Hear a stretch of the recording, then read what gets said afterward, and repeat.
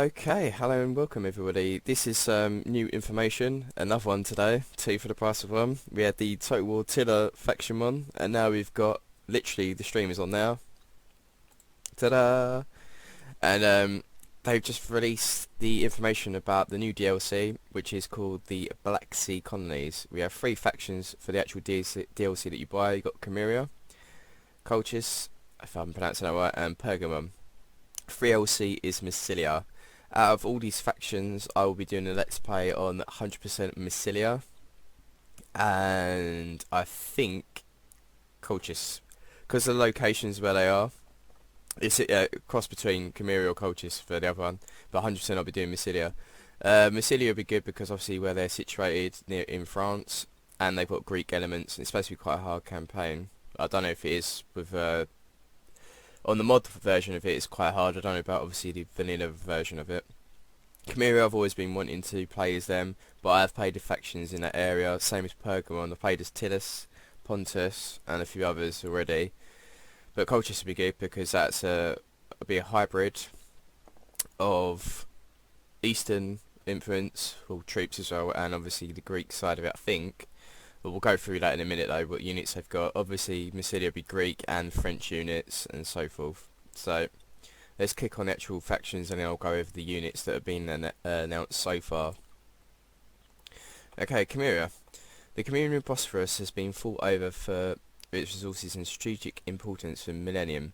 The adventurous Greeks of Miletus in Asia Minor formed several colonies around the Black Sea coast during the 6th and 7th century BC in order to exploit its resources for trade with the wider Greek world.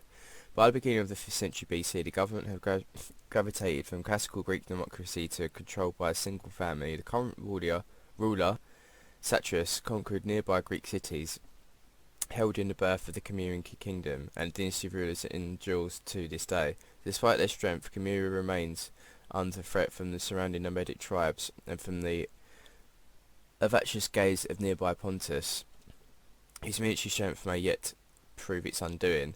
A truly multicultural society, Cimmeria welcomes foreign peoples its borders with great enthusiasm in other states, and its fertile farmlands offer the seed of great profit. In spite of a notoriously corrupt government, with a military composed chiefly of Scythian and Greek unit types, Cimmeria can offer a swift and unwelcome surprise of the battlefield. So this is actually quite good. So it's nomadic hybrid with Greek, and they're actually playing it now. You start off a war with Pontus, as I mentioned on this, and this is obviously modern day. Nowadays, it's Cimmeria, the Crimea, which is obviously under Ukraine now. No, Russia. Sorry, it was Ukraine. Now it's Russia. So that's them.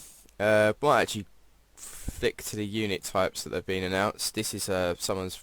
I actually got this from a tweet from Total Warzone, and someone else left it in the chat for the live stream. But this is the units that have been told for each faction. For the Cimmerians, we've got the Scythian hoplites, armed in the Greek style with spear and shield. These medium infantry are solid defenders. Cimmerian heavy archers, a true multi-role unit. These heavily armed archers trade their bows for spears when the enemy draws close. Cimmerian noble infantry. Noble infantry are drilled to peerless standard in classic hoplite style, and picked pelters, or as we call them in the chat, pickled pelters. Accurate and determined, these javelin armed skirmishers can pack a devastating punch. So that's Greek and Scythian hybrid. Unit buildings, we got the Priamphian, Rolesmile building and Sanctuary of Demeter, but obviously don't know too much about that at the moment. And now we'll go over Colchis is the next one. So going to Colchis on here. So this is the one that's going to be Eastern influence, from what I've gathered. From the east of the Black Sea, at the very edge of the Greek world, lies Colchis, a place of legend. It is said to have been the final destination of Jason's quest for the Golden Fleece. Around the 6th century BC, Greek traders from Miletus arrived to construct a thriving mercantile economy from the former Persian satrapy. Its current ruler controls a powerful Greek trading state with strong Scythian influences and an ability with extol the finest qualities of both cultures. His warriors fight in a Greek fashion, yet the ferocity of the nomadic past is very much alive. As such, Colchis has set out to conquer much of the land around it, to absorb further Scythian tribes and as many former Persian lands as possible into its Burgundian Empire. Colchis profits well from its position at crossroads, and many trade routes and other cultures are welcomed into its lands. In fact, it has assimilated much of the eastern culture into both its civilian and its military, making for a unique hybrid of skills on the battlefield. So, like I said, obviously it's a crossbreed of both. You obviously, where you've probably not a strong military, you have a good trade, so get you some money, and then you could buy better units and buildings, and the stuff that you'll be getting. Oh, it's actually got stuff on there actually. So what was the... There you go, faction traits. Tyrants +5 corruption for Cimmeria. Boston fertile land, so 5% wealth from agriculture. Multiculture -25 unhappy for foreign cultures and known territories. So let's go back to this one now. So, like I was saying, with cultures you get 15% trade income. Golden legacy, major diplomatic penalty with Greek factions. So obviously you're going to be not too fond of them, and they're not going to be too fond of you, first of all. Simulation +4% happiness for presence of other cultures. New units. Culture nobles. Heavily armoured and drilled to blunt the mighty's charge. Culture nobles are a force to be reckoned with. So that's it for that one. So there's not that many of that one. So it's a Greek Eastern hybrid. Unit buildings, Temple of the Golden Feast and Trade Centre. And last but not least, we're going to go over... Oh no, not last, because we've got Massilia as well. We've got Pergamon. Although a minor player up to that point, Pergamon came to prominence during the struggle of Alexander the Great's successors for control of a fragmented empire. When Seleucus was murdered shortly after killing... I can't pronounce that one. The lieutenant Philoterius controlled the fortress city, albeit as a protectorate of the Seleucids. Gradually, their influence had declined, enabling Philoterius to lead Pergamon into a new golden age of culture and learning, building an impressive Acropolis. God, this one's hard to read. And a temple to Athena, Pergamon's patron goddess. However, Pergamon is not yet a kingdom in its truest sense, and the time is right for expansion beyond its current borders.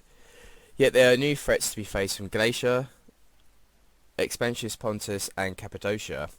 Pergamon must be strong to meet these growing threats to its sovereignty. It must show them how a true successor state survives. A blend of Greek and Galatian weapons and techniques makes Pergamon a force to be reckoned with on the battlefield. Despite the fact that the military costs are greater than others, in civic matters, excellent architectural knowledge and city management skills bring Pergamon reduced building costs and flourishing populations.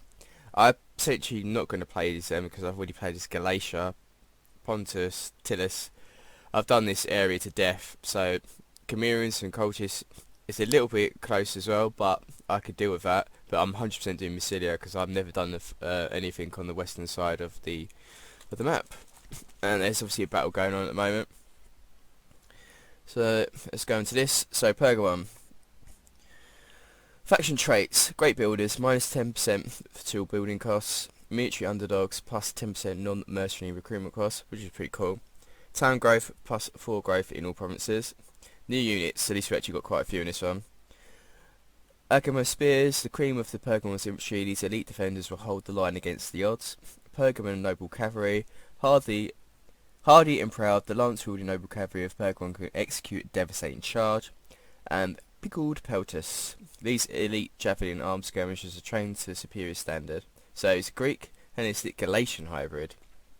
And then last but not least, I think that's it for this website, so let's kick off that. We have got Massilia, which I'm really looking forward to playing, and this is the FreeLC, so you obviously don't have to buy this. Everyone will get this next week, which is on November the 20th. If you pre-order this now, which is today, you get 10% off this, and again this will be for next week, so this will be starting next week for me. I think it should actually be on the Thursday. It should be Thursday today, or it's Friday, one or two. I have to quickly check, but I think it's actually the Thursday. So now we have Massilia. Obviously where it's situated in France is a perfect location to start a campaign for myself because I've never done this area. Different people fighting against. We've got Rome we could do potentially, but generally how campaigns work with Massilia is they always trade with everyone. They've got good trade routes at the beginning, and they are always friends with Rome as well. I think they might even be a client state. It depends. It's been a while since I've actually looked at Massilia's diplomacy, but they're at least friendly with them. So Massilia, elegance, nobility and pride. The Greeks formed their colony at Massilia around 600 BC, coming from Phaeacia. They intended to harvest the region's resources and conduct trade from Massilia's natural harbour. By the beginning of the 4th century BC, the former trading post had blossomed to one of the busiest ports in the Mediterranean, so this is why you got good trade. It tendrils even reaching up into Gaul along the Rhone and Durance rivers. Massilia is run out of oligarchy and assembly headed by noble families. The population are a hybrid of Greek settlers, Gaelic locals and others pulled into the city by trade. Despite a level of cultural integration, some Gaelic tribes still see the city as a prize. Carthage too wants to control or destroy their trading rival. Both want Massilia's great wealth for themselves and will stop at nothing to take it. So obviously you're going to be at war with Carthage and some of the Gaelic tribes. Massilia is a state of skilled traders and eloquent diplomats, but being somewhat conservative, the populace is less tolerant of foreign cultures, which is within its boundaries. In battle, her warriors demonstrate a blend of Gaelic and Greek marital techniques and ornaments. So that'd be cool. So you got Gaelic and Greek influence, a hybrid for that. So that would be all for this one. I'll obviously be starting next week with this, so 100% doing the Massilia one.